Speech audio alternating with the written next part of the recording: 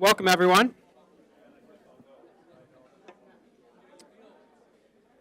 Hi.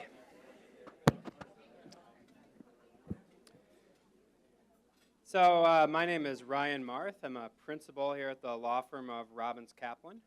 I also happen to be a board member for the Norwegian American Chamber of Commerce in the upper Midwest here in Minneapolis. So first of all, on behalf of the firm, welcome. Welcome to our firm.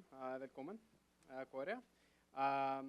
And thank you also on behalf of the NACC for coming out to this event. We really appreciate it. The first person I'd like to introduce is actually the Honorary Consul General from Norway for here in Minneapolis. Also the CEO of Sons of Norway, Ivan Heiberg.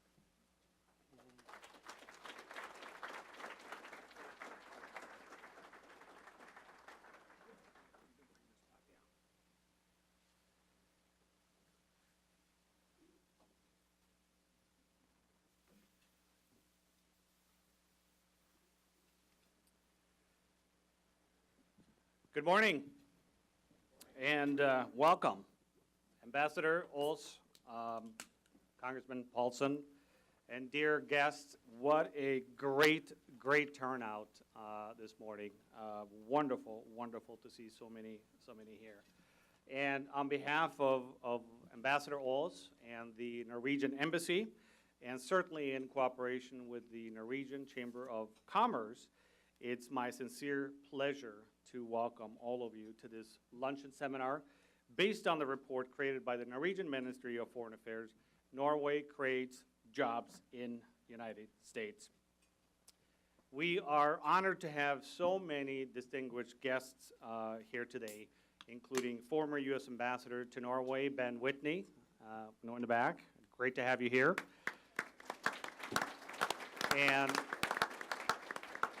And I understand we also have Minnesota Secretary of State, Steve Simon. I believe he's on his way. He's on his way. And, along with fellow members of the Minnesota Consular Corps, I know we have a number of folks from various honorary consuls representing different countries with us, and so many leaders in the Twin Cities here. So thank you so much for being with us. And thank you for the introduction, Ryan. And I want to say thank you to Robins Kaplan for letting us use this terrific venue for this special event. So thank you very much for that. Also, I just want to quickly point out, if you haven't yet, take a quick peek at the program, and a big appreciation to the sponsors who have helped make this event happen. We really appreciate that. The Norwegian roots in Minnesota run very deep and are very strong. Minnesota and Norway share a lot of the same values and culture, both very important when it comes to establishing business relations. As you will soon hear more about, Norway supports almost 500,000 jobs in the U.S. and thousands of jobs right here in the state of Minnesota. But there's lots of potential for even more trade and investment between Norway and Minnesota.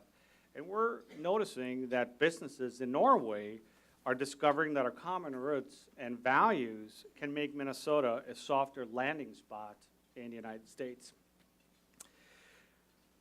In just a moment, Ambassador Ols will talk about the report, Norway Creates Jobs in the United States, followed by a panel discussion.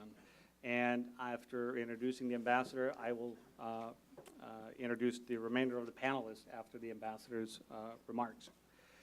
Mr. Ols was appointed ambassador to the United States in 2013. He has a long and distinguished career with the Norwegian Ministry of Foreign Affairs dating back to 1983. Most recently serving as political director of the Ministry of Foreign Affairs and ambassador to Afghanistan. Please help me welcome one of the most active ambassadors on Twitter, His Excellency, Ambassador Kåre Ols.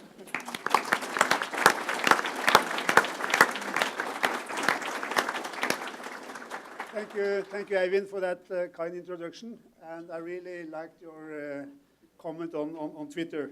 Since I've lived here now for 4 years, I understand that social media is really the key instrument to reach out to Americans, but also international. And I think that your president is really the champion in Twittering.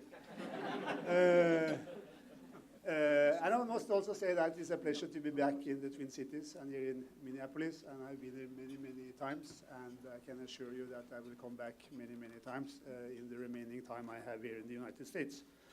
It is also a pleasure to see former U.S. Ambassador Ben Whitney here, and he was also referred to in Eivind's comment. And thank you for coming, Ben. Good to have you here. I also want to recognize Congressman Erik Paulsen, a great friend, and also a great friend of Norway, and a tireless advocate for Minnesota in the U.S. Congress. Good to have you here on the panel, Erik. Minneapolis is one of the cities outside of Washington, as I said, that I have frequently been able to visit quite often. Fortunately, been able to visit quite often. In fact, I was here last fall with the Nordic colleagues to discuss the Nordic economic model and gender equality. An aspect I touched on then and will expand on today is how openness to trade and foreign investments is a key feature of the Norwegian economy. And I believe that trade and investments are very important to the United States and Minnesota as well. Minnesota is, and has always been, a vitally important state in Norway. We have strong Norwegian representation here from my good friend and colleague Eivind Heiberg, our honorary consul general, to the many Norwegian companies operating in the state of Minnesota. And I must say it's also great to have here Gary Ganrud, our former consul general to Minnesota, which had done a tremendous effort in representing Norwegian priorities and interests in the Midwest. I also want to recognize Kjell Berg, a very good friend also. Good to have you here, Kjell. And I also like to take a moment to thank today's sponsors, and particularly Ole Koppang and the Norwegian American Chamber of Commerce for all their work they do for the Norwegian companies here. And I must also say, Ole, that I really think that you are taking the NACC in the right direction in the efforts in supporting Norwegian companies and business interests here in the Midwest. So good luck to you and the other members of the NACC. As all of you know, the history between Norway and Minnesota is unique. Minnesota is the place outside of Norway with the highest degree of Norwegian ancestry, as you know. And the history between Minnesota and Norway goes back to the 1840s, when the first Norwegian pioneers settled here. By 1875, just 3 decades later, there were more than 80,000 Norwegian settlers in Minnesota. And I understand why these first Norwegians choose to come here. First, for economic opportunities, and second, with all the beautiful mountains and lakes. It reminded them of home, okay? Now, Minnesota is home to almost 900,000 of the 4.5 million Norwegian Americans in the United States. It means that 1 in 6 Minnesotans have Norwegian ancestors. And I must say that the ties between Minnesota and Norway are thriving.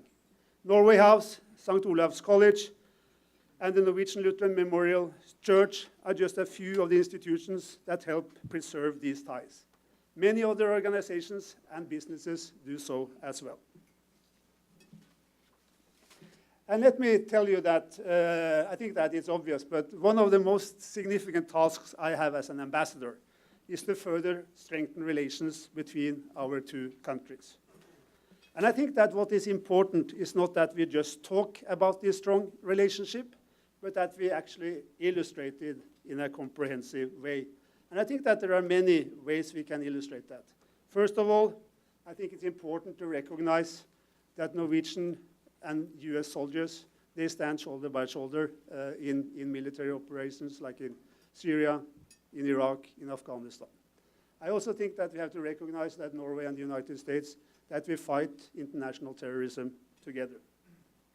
We also do it by further strengthening our partnership through political visits and dialogues.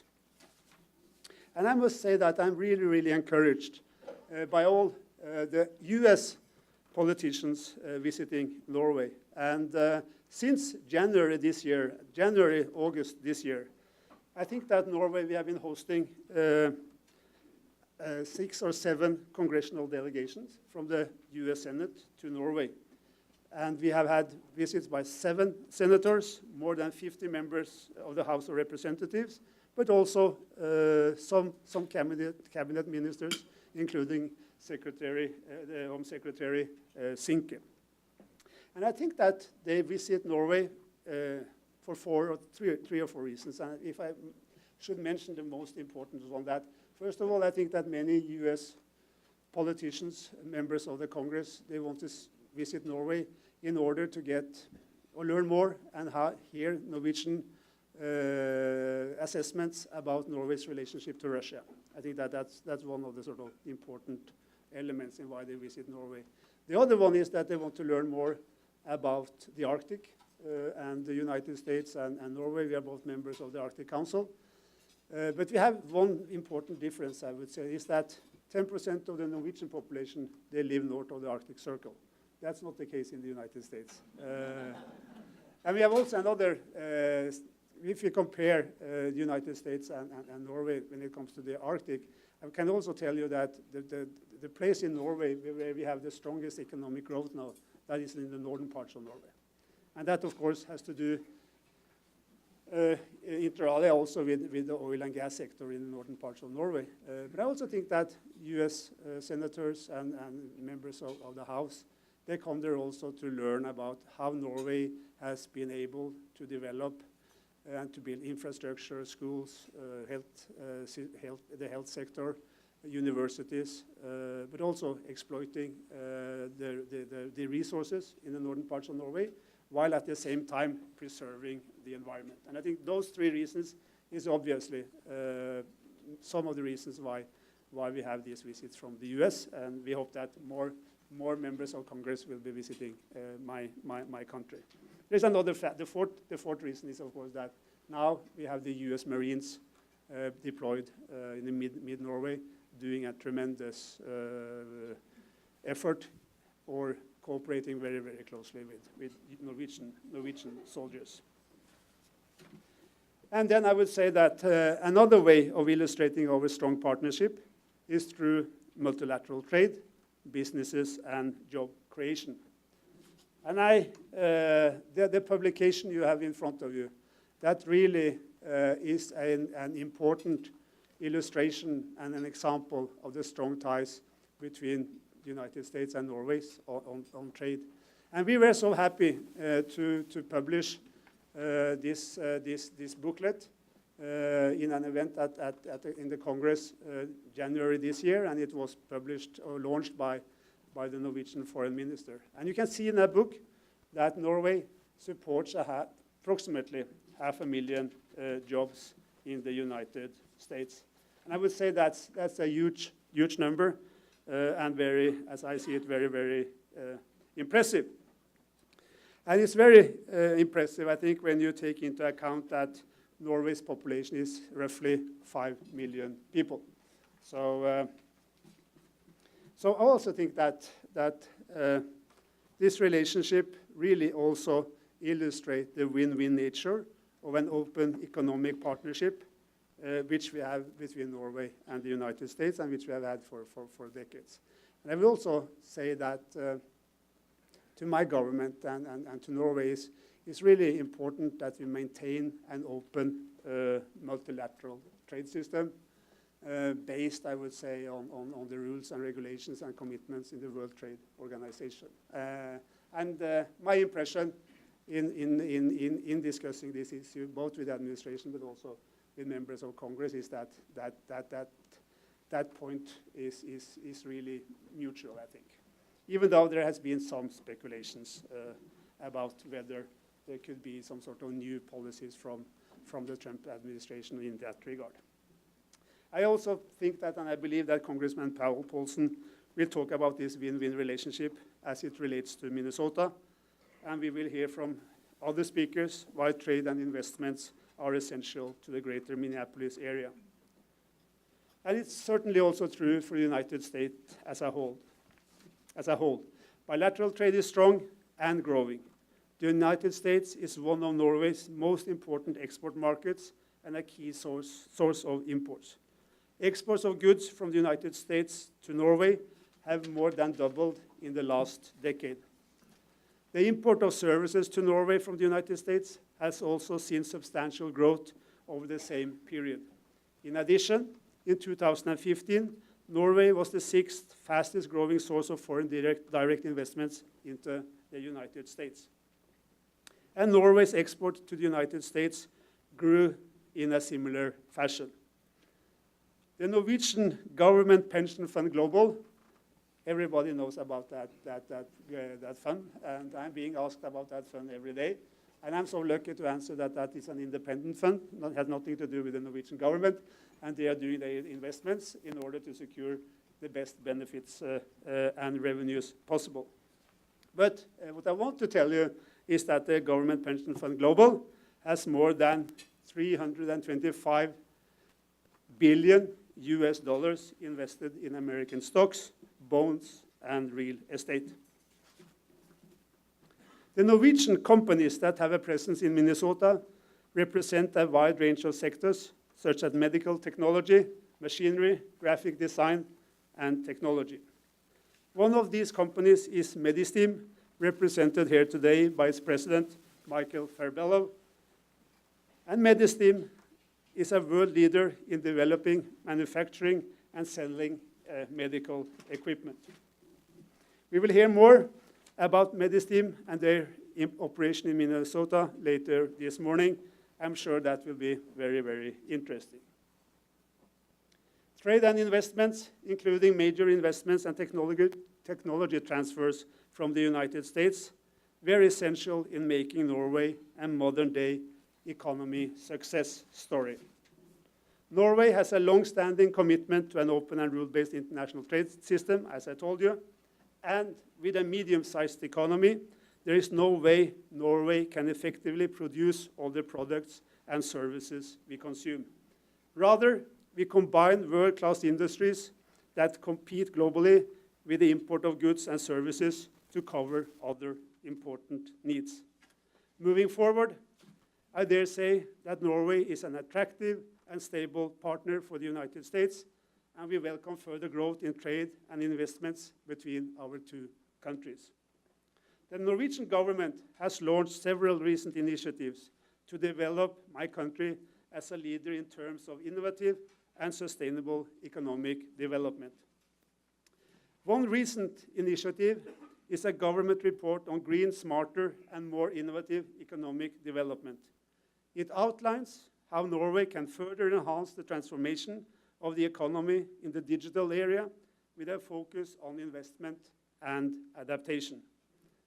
According to the Organization for Economic Cooperation and Development, the OECD, Norway has one of the world's most adaptable workforces.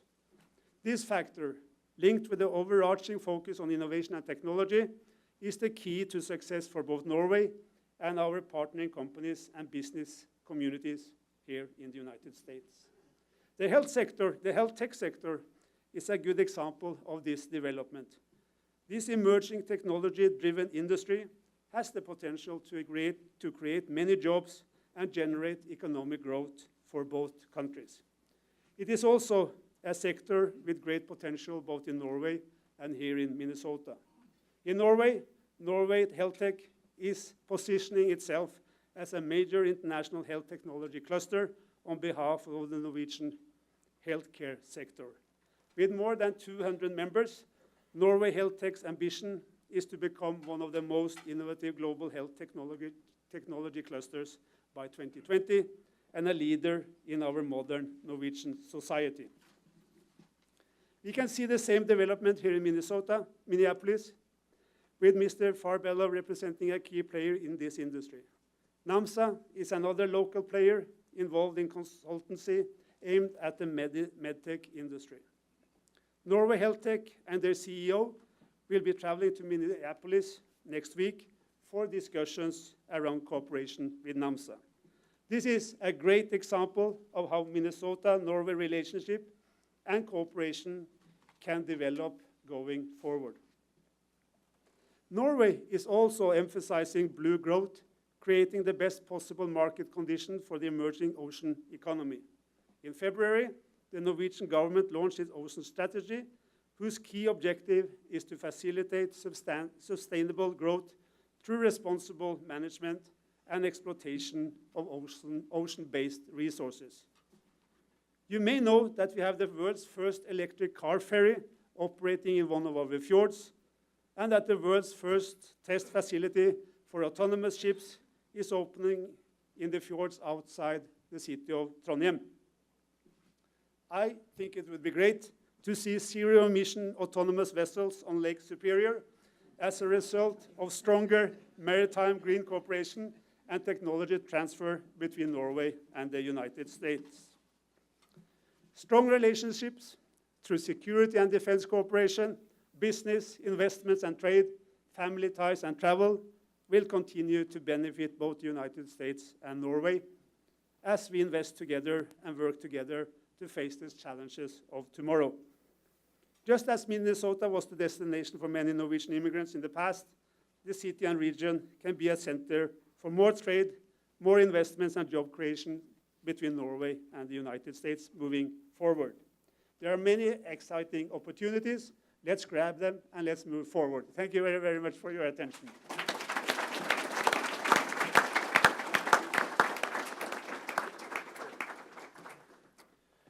Thank you, Ambassador Ols.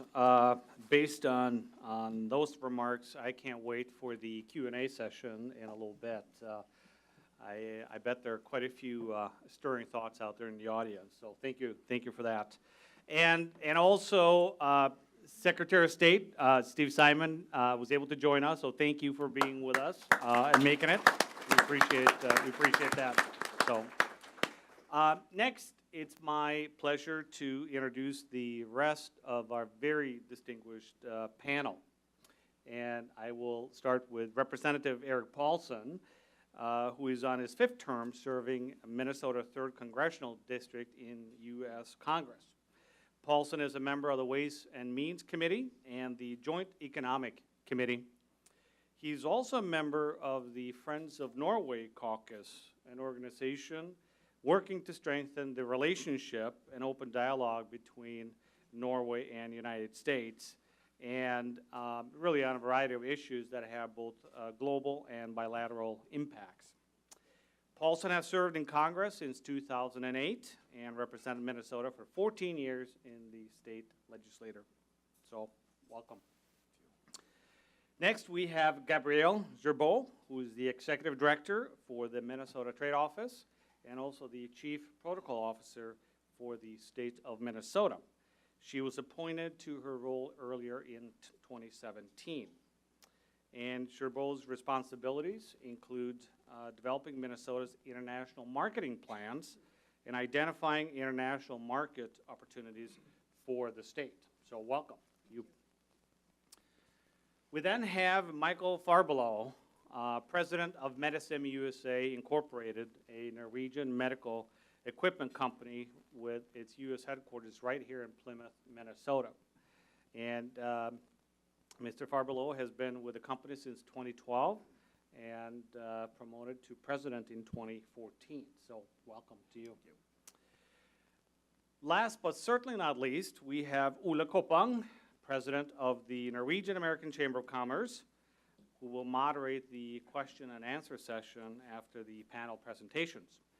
Ole is Director of Commercial Banking Group at Bank of the West and serves on the board for several Norwegian organizations. So please help me welcome our panelists. Thank you.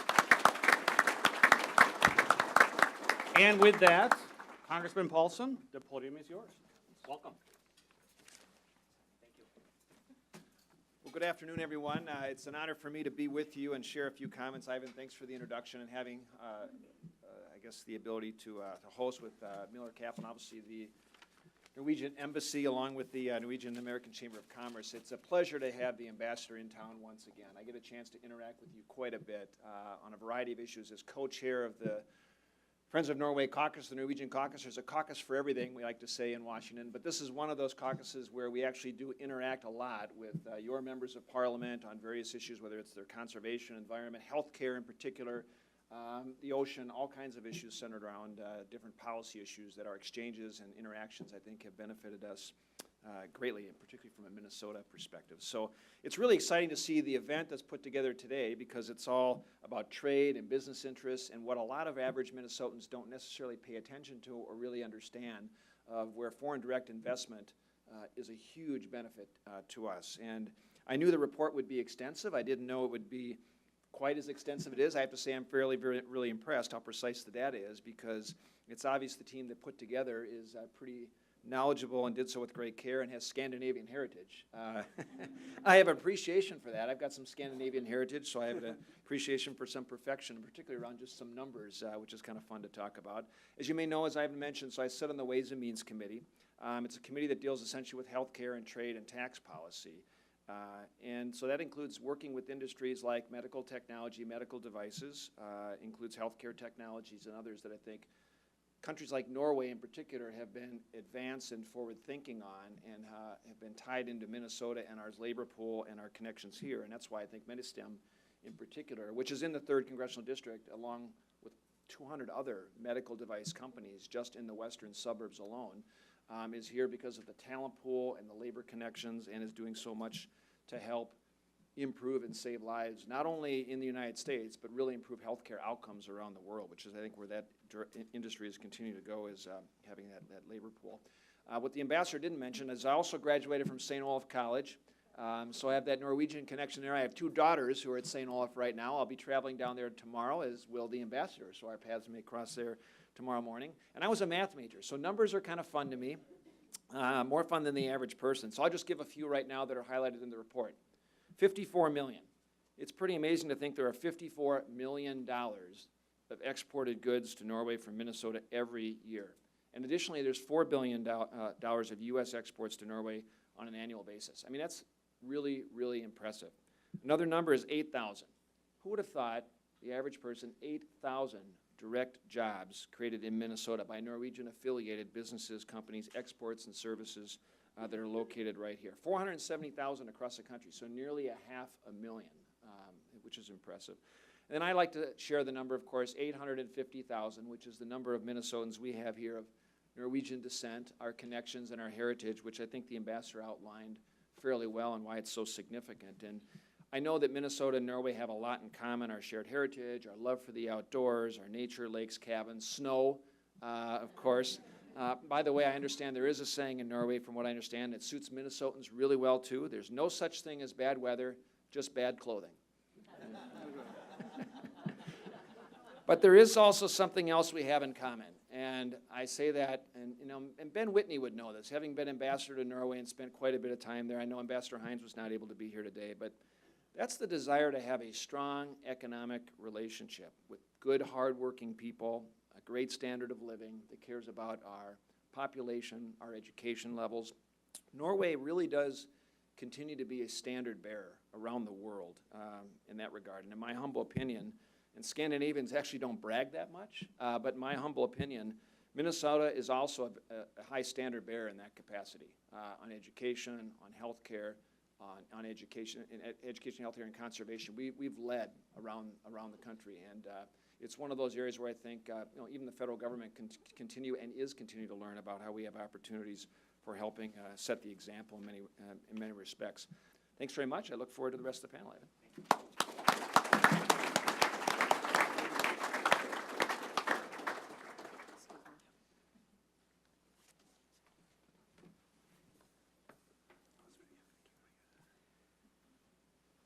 Good afternoon. Thank you very much for having me here today.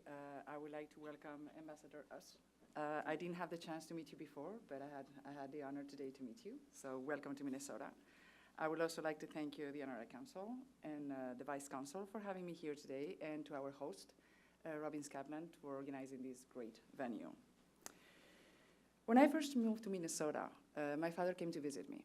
It was 8 years ago, and when he was going through New York City in the guard, when he was going through the airport, the agent asked him, "Where is your final destination?" And with his French accent, he said, "Minnesota." And the gentleman at the agency looked at him all surprised and said, "Why?" Well, you know, Minnesota is not only the land of the 10,000 lakes, great sports, go Vikings, go Wilds, etc. And sorry if I forget one, I'm not too sporty myself. But it's also very famous for the winters. Me as a Spaniard, I've learned or grown to love the winters, and today I'm a big fan.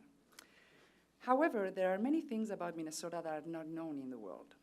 And for example, not only we are home of 17 Fortune 500 companies that are here, and they consider us their home, our unemployment is 3.7%, which is quite distinctive from the 4.4 at the US level. You know that our population, 34.7%, have at least a college degree.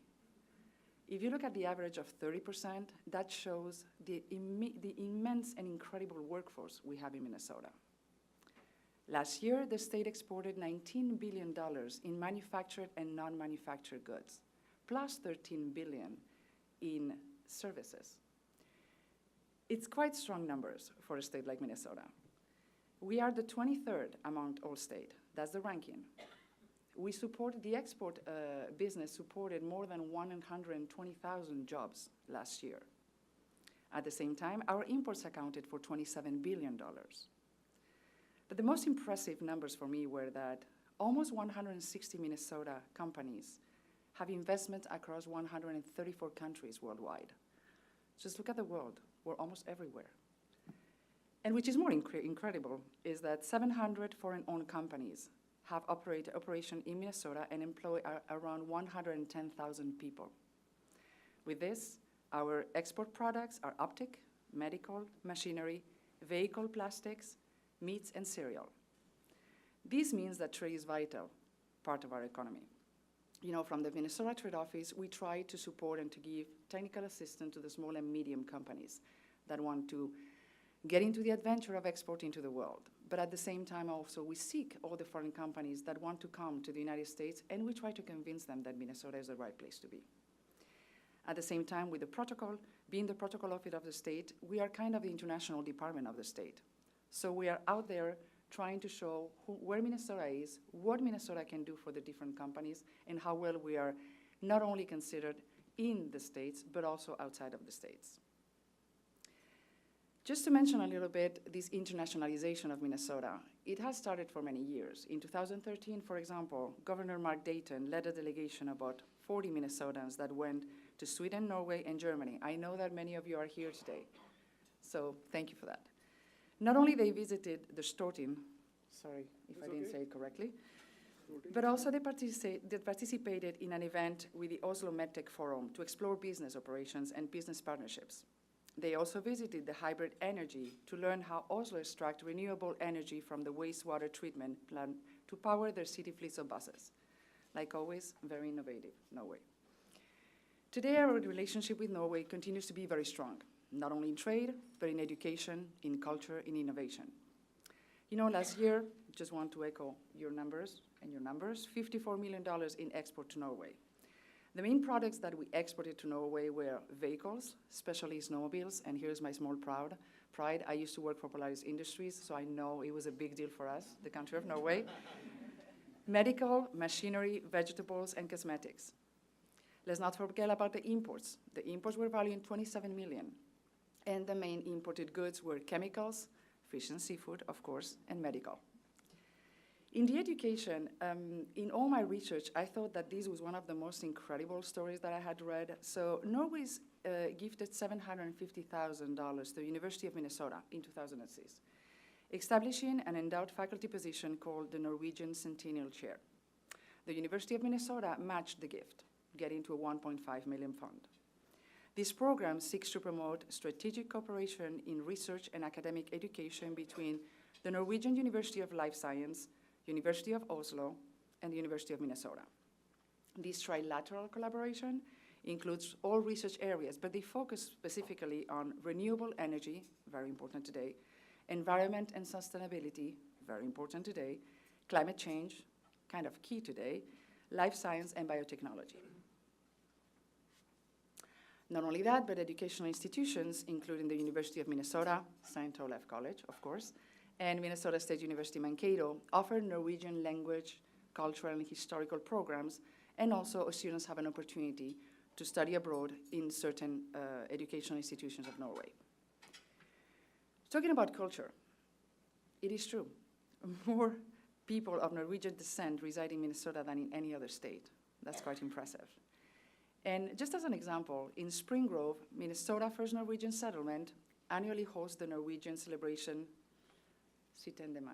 Did I butcher it? That's right. Okay, good. It's also important to mention that Norway has had a diplomatic presence here in Minnesota since 1906. That's a century, more than a century of collaboration. And also, you have to mention the Minnesota chapter of Norwegian American Chamber of Commerce that strives to enhance trade, commerce, and investment in Minnesota and Norway. You know, with this said, I'm really curious to go to the next panelist to hear an example of how this relationship has been going. But before that, you know, with this strong background, there is only one way to go, which is forward, and continue this incredible partnership that has lasted already centuries, and with no doubt will be for many years to come. Thank you very much. Thank you.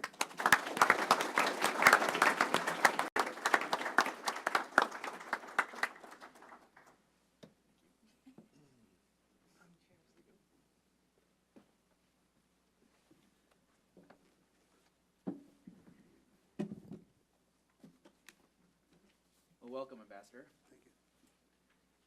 Only a complete surprise that you called me, but once I received the call, I was very excited to share my experience about working with a Norwegian organization and what we're doing. So I hope you find it entertaining. But one nice thing about working for a Norwegian company is you get to travel to Norway. A couple weeks ago, I went there, and I took an extra day, and I flew into Bergen. We're an Oslo company, but I flew into Bergen. So as you can see, it's a beautiful country, and I discovered a few things while I was there. First of all, I consider myself relatively athletic, and I enjoy biking, so I thought I would take a nice leisurely stroll around the Bergen countryside. And you know what I discovered? They have some mountains. And you know, when you live in Minnesota, you're not really used to climbing, and you know what? I gotta say I failed. But I discovered they had some mountains. But the other thing I did was I took the train ride from Bergen to Oslo, which I was told is a must-do. So that was great. But I also discovered a few things on this trip. Number one, I discovered some beautiful fjords. You know, steep mountains, beautiful fjords, very lovely. The other thing I discovered was they have glaciers, they have mountains. And you know, and I thought about it, and I'm of Norwegian descent, and I thought, you know what, back in the 1800s, I can understand why someone would come to Minnesota and see the beautiful farmland and understand why, you know, maybe that was a good move. So, but I discovered really the beauty of Norway. But since my time with Medistim, one thing I've really discovered is the great people I work with. Utmost integrity, talented, smart, very hardworking, and you know, that's been a great experience so far. So, you know, the things I've discovered with Medistim have been outstanding. Now, you may have heard this quote before, and it goes to what we do in our business. And when I finish, I want you to think back to these quotes. If you can't measure it, you can't manage it. It's a famous quote by Peter Drucker, who is a management guru. So we talk about this to our physicians all the time, and it's important in surgery. And the other thing, this is by a comedian, but it was initially by Bill Gates, but if you keep no record of what I do, I always assume I'm succeeding. Anyone ever run across that in sports or anything where they think, I'm doing so great, but they don't keep any score? They really don't know. But, you know, again, in medicine, you know, this is not what we want people doing. So I'm going to talk a little bit about Medistim. We're been established in 1984, and what we do is we're a pretty focused company on a niche market.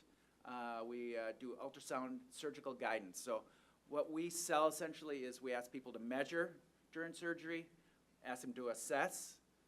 We want them to verify the results and document it. So that's essentially what we're asking surgeons to do. We're located in Oslo. I live in Minneapolis. And a little more history about our company. Started in 1984 by a fellow named Arne Grep. Initially, we were a distribution company, a third-party distribution company, so we would sell products throughout Norway. But Arne developed technology within Medistim of this flow probe. And we have like 7 generations now.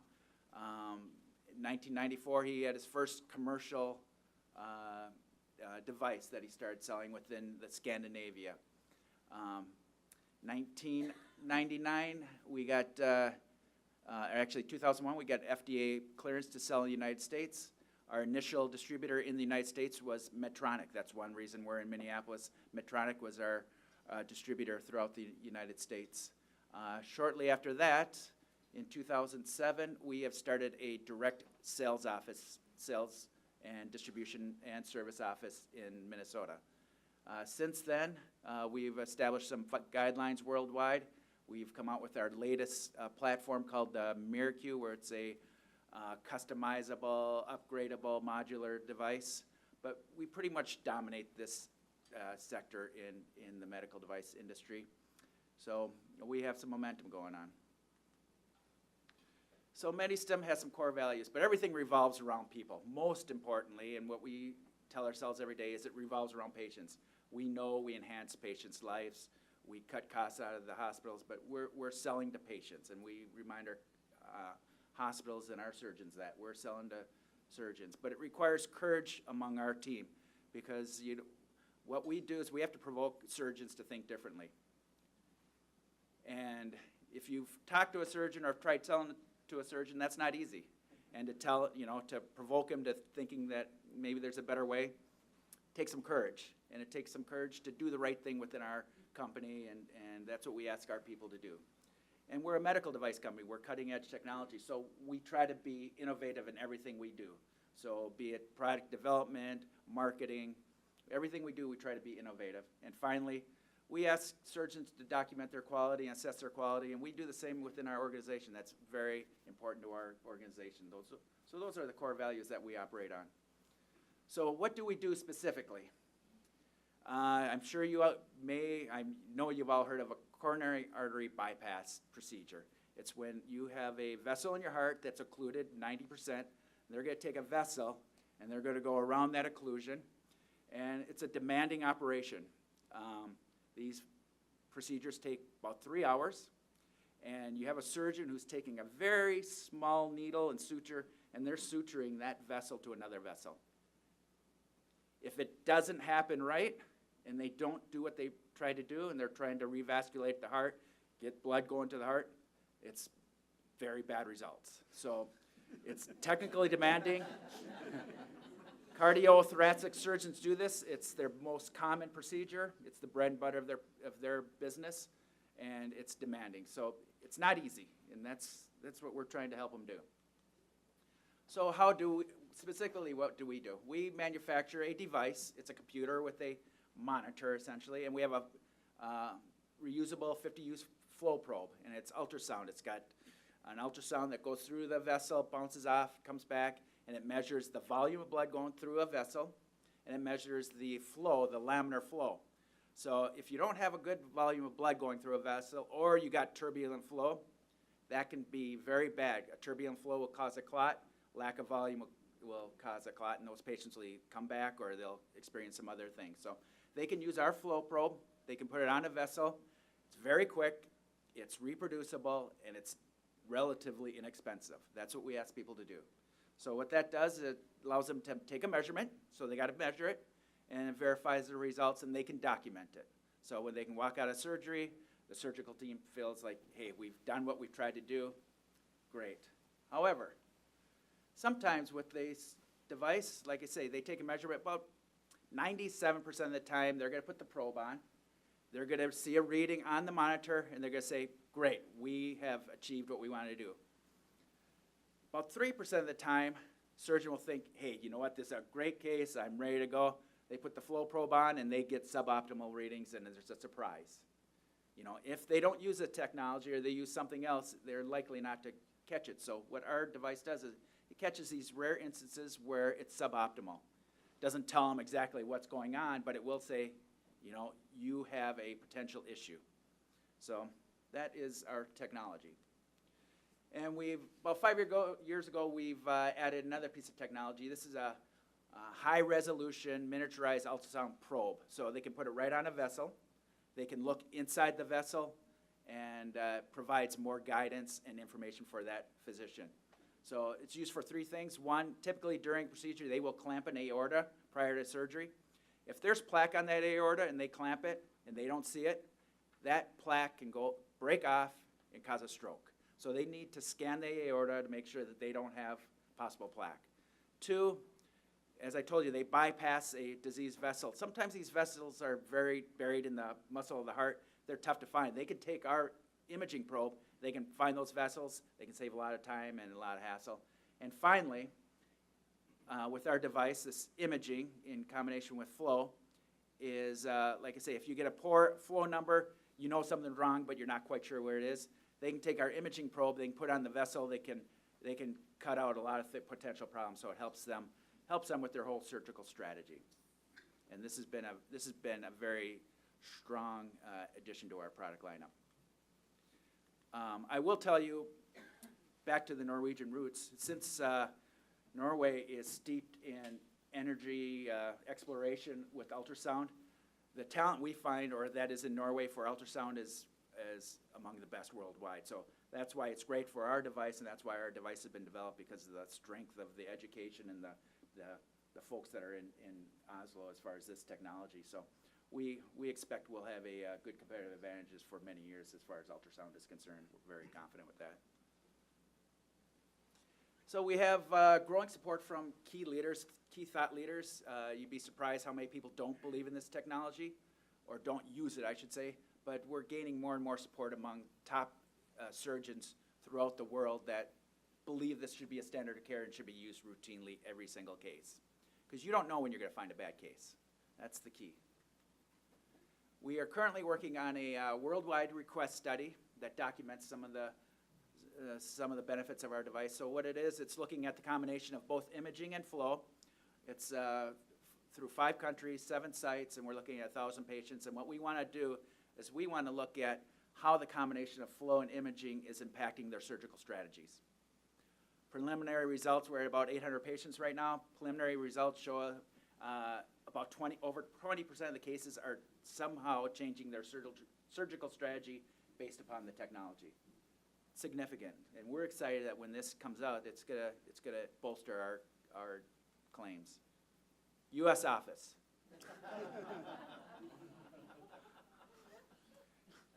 Yeah, those are a few of our people.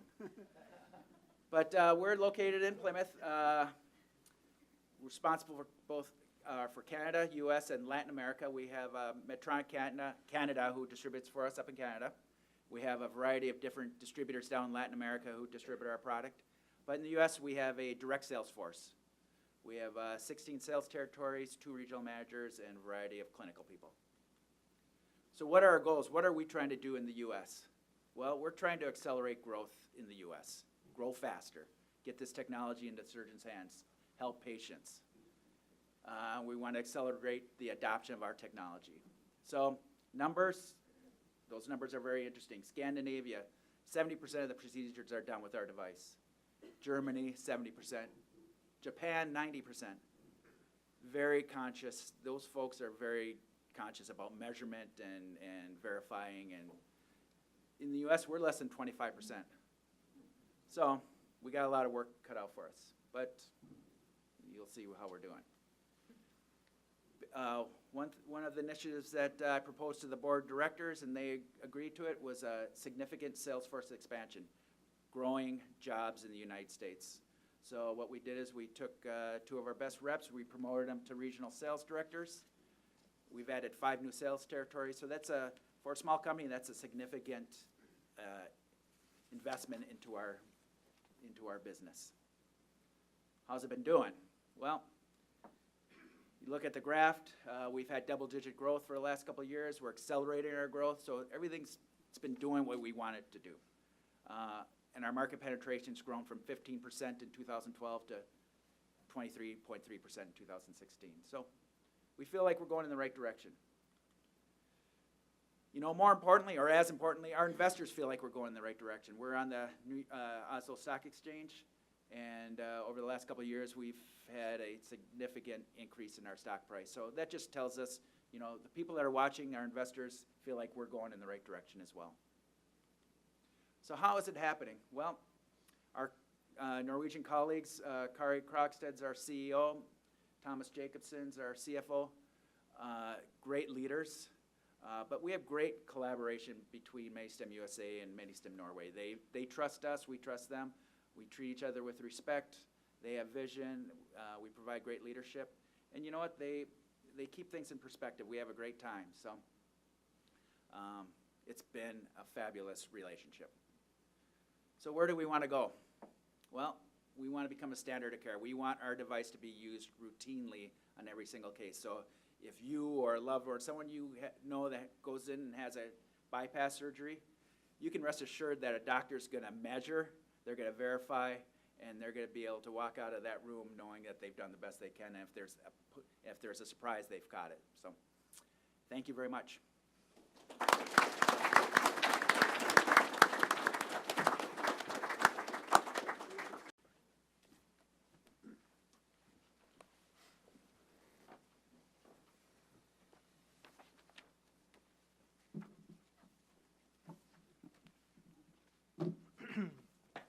Thank you to all the speakers for your remarks and for coming here today.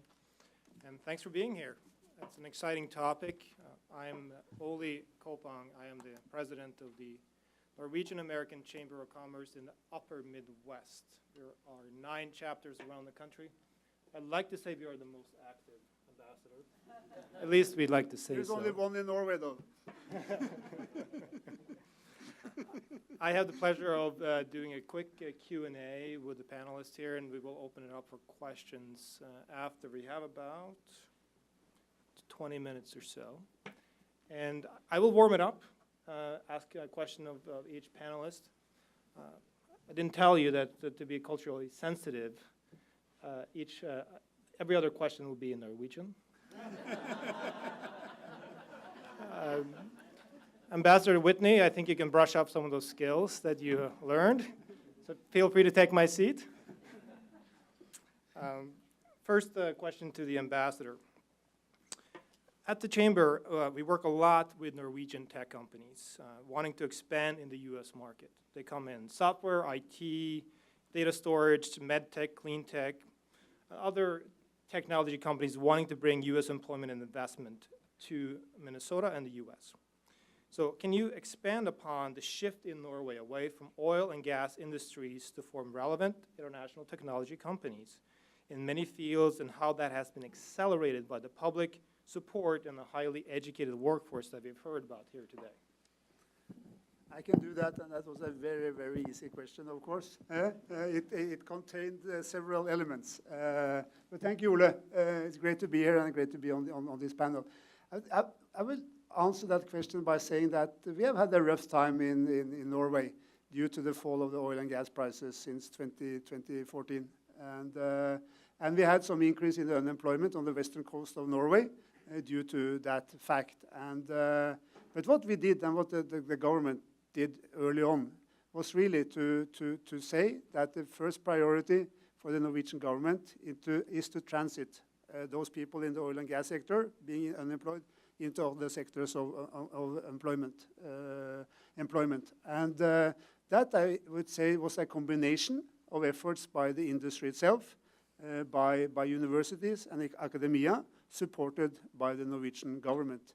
So just in a couple of months, or 2 years, I would say, or 18 months, we have seen that the challenges we had on the western coast of Norway is not there any longer. And the unemployment rate in Norway is as it has been for many, many, many years, very, very low. And so I think that innovation will continue, and it will continue, as I said in my presentation, into green economy, but indeed also into blue economy. And we are doing this also with the emphasis, of course, that Norway will, as I said, will continue to be an open economy, and we are searching, or the businesses are searching for opportunities abroad. So I think that what the advantage in Norway is really that we have this combination of the enterprises, the syndicates, the universities being supported by the government in a joint effort to move the economy and strengthen the economy. Thank you, Ole. Thank you. Congressman Paulsen, you have been a great friend of Norway and an active voice in support of Minnesota businesses, exports, and foreign direct investment. Many people may not know what's happening at the federal level to lower trade and investment barriers. Can you speak to what U.S. Congress is doing in that realm and to facilitate closer collaboration with Norway and maybe to expand with the Nordics? Sure. Well, I think one of the challenges that some of us that really do believe in having a robust trade agenda and knowing the importance, as I mentioned earlier, with jobs and higher wages, one of the challenges we have is the rhetoric that the president's been using on some of the existing trade agreements. And I think for those of us that believe that whether it's multilateral like TPP presented some really good opportunities, or even bilateral discussions going forward that might be with Great Britain or with Japan, it's kind of now fallen to a legislative effort to try and drive that agenda, which is a lot harder to do. Now, members on the Ways and Means Committee or on the Trade Subcommittee that I serve on, I mean, it's easy for us to do because I represent a community in a district that is highly well-educated, dual-income family earners. They might be at Cargill or Medtronic or Target or Best Buy or 3M, some of the Fortune 1700 companies and the supply chains that are all over the world now. So they get it, they understand it, and it's a lot easier to communicate with an educated constituency. But for some of my colleagues, it's become more challenging, I think. And so I think to help lower those barriers or tariffs or lower the barriers in general and draw attention to it, it's just, we're going to have to keep pushing hard. I will say this, is that the United States Trade Ambassador Lighthizer, he's met several times with us. As we get to know him, he gets to know us on the Trade Subcommittee and the Ways and Means Committee. He's saying the exact right things that I think need to be communicated to our trade partners, where he doesn't want to lose the language that was already negotiated in Trans-Pacific Partnership, for instance, or even within TTIP. And so it's one of the reasons why I think I helped form a digital trade caucus. It's a bipartisan caucus that also focuses on how maybe NAFTA should be modernized with digital trade that didn't exist 20 years ago, right? When you think of half of United States companies now have an e-commerce relationship with an EU constituency, that's pretty amazing. And I don't know what the numbers would be with Norway, but I think clearly we're moving in that direction. And it doesn't apply to just tech, it applies to agriculture and food and a lot of what we have to offer in Minnesota. So part of it is just keeping a constant reminder of how we can facilitate, again, the movement of trade, goods and services to help lower the barriers. Thank you. Gabrielle, you're on deck. I'll preface this one a little bit because it relates to some of the challenges we've had at the Chamber. So I think we can all agree in this room there's a lot of opportunity to collaborate between Minnesota and Norway. What we have found, though, is that Norwegians don't know about the opportunities here in Minnesota as readily as they know about New York or San Francisco or Houston when it comes to oil and gas. We have, though, seen when companies come here and they get to experience this community with the NACC, Norway House, Greater MSP, Minnesota Chamber, you name it, they are overwhelmed. And they also interact with the state, with where's Jeff, and Gabrielle, Steve. And question for you is, can you talk a little about how does the deed help businesses find a home in Minnesota? What may not be known out there, what you guys can actually do? Well, thank you very much. I will go a step before that. As an initiative this year, we're opening representation internationally in 7 different areas of the world to make sure that at least the message of Minnesota is available to the world. That's number one. Then when we go into DEED, which is the Department of Employment and Economic Development, the side of economic development has a great team that is in touch with all the communities throughout the states, and they know exactly what is available in terms of land, workforce, funds, etc. And when there is the intention or there is a company, or foreign company that wants to establish themselves into Minnesota, they go through economic development because we can provide them with the best solution. Because it depends on the sector, on the size, on what are your requirements as a company. If you need to be, for example, 45 minutes from the airport, or if you need to have a specific requirements, it will depend where you will be located in the Minnesota state, as a state.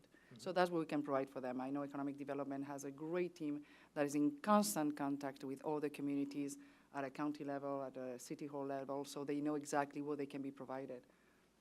Excellent, thank you.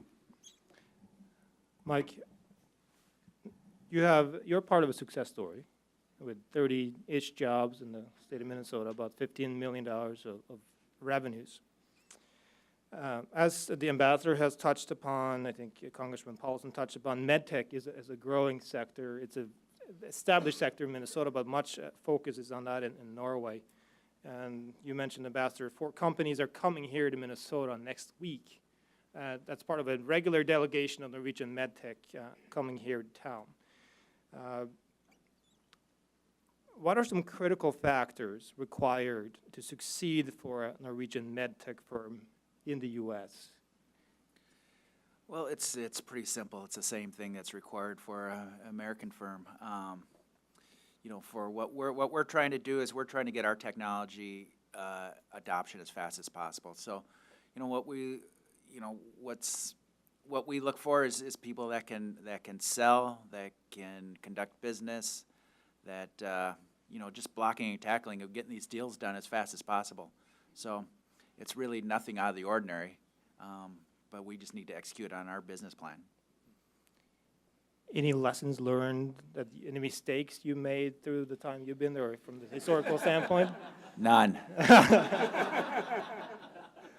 You don't have to answer that if you don't want to. I'll open it up to the floor. Any questions?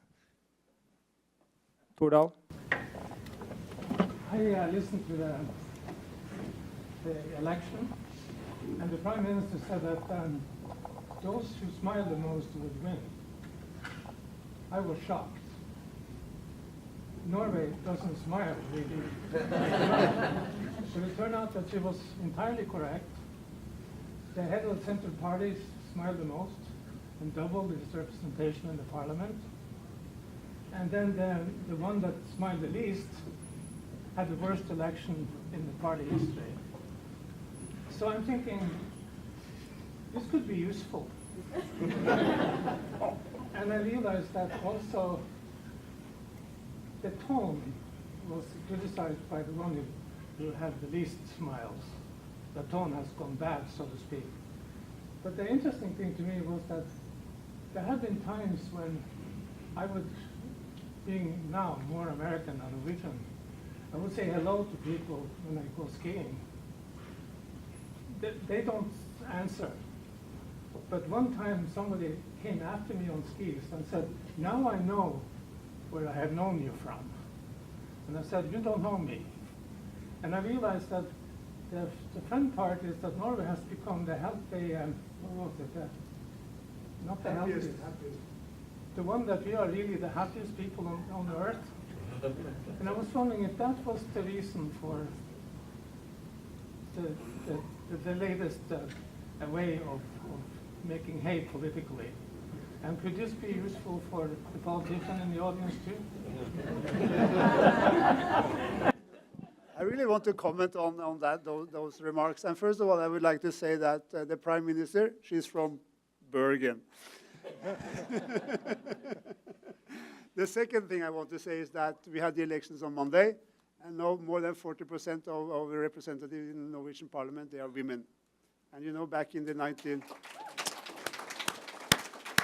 And you also know that Norway was the first country which had 50% men and women in the cabinet, and that has been the case since the mid-1980s. And there is another observation which I want to share with you on the Norwegian elections is that Norway is a homogeneous and very sort of stable country, as we all know.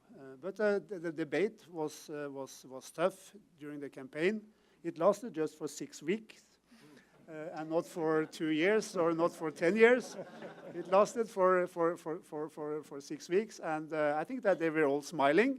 But I mean, when you see the results, some are smiling more than others, of the party leaders. But what I want to share with you also is that after the final debate among the party leaders, and there were 10 of them, they all gave each other a hug. That's remarkable, and that tells you something about Norway and the political climate in my country. So thank you for those observations. And I should just add, I think there's a reason Secretary of State Steve knows this too, because Minnesota's got the highest turnout every year in our participation in elections, and it's part of, I think, it's a civic obligation, but it's also, I think, the attitude that, you know, once the election's over, you do work on solving problems, and compromise isn't a dirty word, agreements aren't a dirty word, and you just you move forward. And so that's certainly been a challenge in Washington. So smiling, being happy, optimistic, and positive is a key element, I think, of being results and solution oriented. And Minnesota, along with our Norwegian heritage, I think represents that. Thank you. Any other questions? Ryan. Mr. Ambassador, I'll follow up on your comment about women in prominent roles in Norway. Norway's obviously been a leader requiring that women be represented, for example, on corporate boards. But to tie that back into a business focus today, I was wondering if you could share any observations on how the participation of women has affected the economy one way or the other, and whether we could glean any lessons from that, and perhaps other panelists would like to comment as well.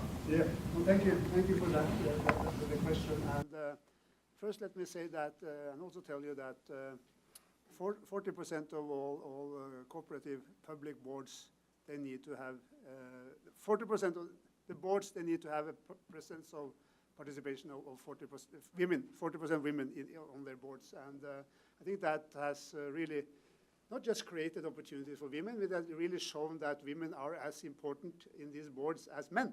And I mean, it's an obvious observation, but that's the case. And I also think that we see now that we have that same development on private boards in Norway. So, and I must also say that sometimes I'm being sort of asked a lot of questions about gender issues, the situation for women in Norway, and to me, those questions, they are sort of questions from the past. They are questions from 10, 15, 20 years ago, because in Norway, all Norwegians, we take this for, so that's how it should be.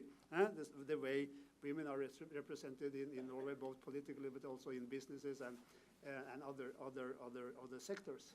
Then to your question on the impact of women in the workforce, the Bureau of Statistics in Norway, they calculated some years back, and you all know that the oil and gas sector in Norway is so important to our economy, and it has been that for 20 or 30 years. But this bureau, they calculated that by integrating women into the workforce, and we started by that back in the 1960s, early 1960s, the impact of integrating them into the workforce has been more important for Norway's economy than the whole oil and gas sector. So I mean, that's an important point to be made, and it's also an important point to be made here, but also when talking to sort of other audiences, and particularly, I would say, other countries too. So, Nancy, so I spend a lot of my time representing immigrant and women and minority organizations that are trying to break in. They are natural entrepreneurs. They want to break into these markets. They want to contract with HMOs and businesses, other things. And it's just like they're so tiny when they start that it's really hard. And I would ask maybe Congressman Paulsen and our deed rep here to comment a little bit on what can be done to help that kind of initial core business entity where they are just starting out. And is there any lessons to learn? what Norway is doing in that regard. Thank you for the question. Just one question for you. Is it just to set up a business within Minnesota, or are you talking about exporting and becoming a more active leader or active player in the international market? Let's say immigrants here trying to start up and become a viable economic engine here in Minnesota. I would strongly recommend that they come either to our open houses, because we have several open houses all through the year. One of them is next October 14th, where all deed is available to all those small entrepreneurs and small businesses that are just starting, that they have their minority-owned, women-owned, veteran-owned, and they can just come to us and they will have all the experts that they need over 5 or 6 hours just at their disposal. We have tried, I know that DEED has been trying to be very active in promoting all these kind of events. I've already attended 2 in this year. So it's just a matter of coming, understanding what they need, understanding where they are in the process of setting up their business, and definitely the grants that are available to them, especially if they're minority-owned or veteran-owned or women-owned. Again, they really have access to all those different grants that, depending on what they're needing, they will enjoy. If they're trying and they're already established for a year and they're trying to export just as a way of developing their business and become a little bit more active, definitely at the Minnesota Trade Office, we also have some grants called STEP that help those first-time exporters that really do not know where to start, and we literally take them by the hand and help them to identify the market, if the product is exportable, if they have the right certifications, et cetera, like one by one, and we provide a fund and a grant that could help them also if they match the amount. So I will give you my card. And maybe Nancy, I'll just comment real quick too, because we've had a lot of folks come into our office that are asking and looking for assistance for exactly that type of resource. And thankfully now, I think, thanks to the integration of so many strong immigrant communities, whether it's the Somali community, the Indian community, Liberian community, they have their own associations now that have actually increased their own networking to help each other, right? And we've had good points of contact with each of those sort of organizations or associations that has sort of really blossomed, which has really helped. It's helping a lot. Yes. I would say that I think that Norway has more to learn from Minneapolis and Minnesota on integrating immigrants and what you are doing to provide or how they are able to integrate into the society also economically and on the labor market. And there has been some very good cooperation between the city or the Twin Cities and Oslo in that regard, and particularly related to Somalis. And I must say that's at least my impression, that you are years ahead of us on that issue than we are in Oslo. But we are trying to learn, and I think that one of the good things by Norway is that we have this sort of public incentives, but we need to get better learning from you on how we actually should move forward. One last short question. For Mike. Mike, I've worked bringing Scandinavian companies into the U.S. for 25 years now. I'd like to ask you to comment. You expressed a go sell it mentality for your company. I'm used to having to transition from the technology will sell itself mentality out of Scandinavia to a go sell it culture. Can you comment? Well, yeah, I can comment, because people aren't knocking our door, are not knocking our door. So we believe in our technology. We know it's right for our patients.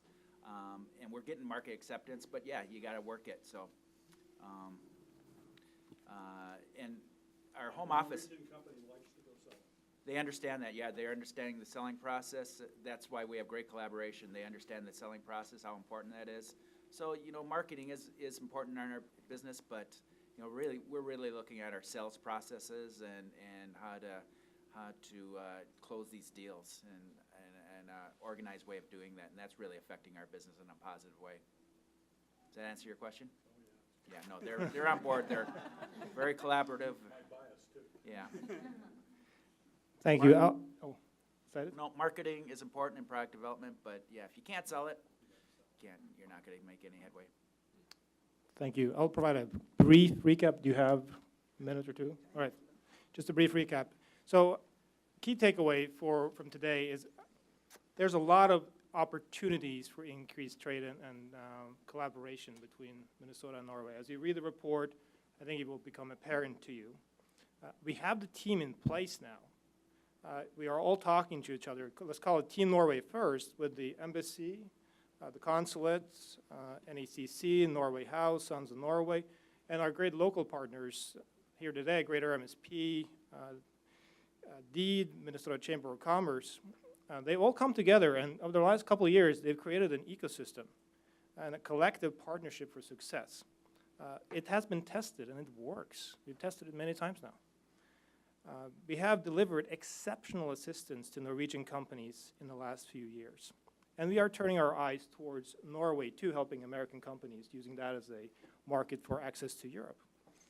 Our most valuable common denominator is ancestry, which is manifested in similar values, trust in relationships, style of communication, and an open mindset. Minnesotans have time for Norwegians, and Norwegians have time for Minnesotans. A 5-minute call or coffee can be transformational, and we have seen that. At NACC, we are making investments to further strengthen our capacity to assist. A big thank you to all the sponsors that is funding that investment. As a wholly owned voluntary organization, we do depend on our partners, so thank you again for the support. Our success in the last few years is driving new partnerships in Norway.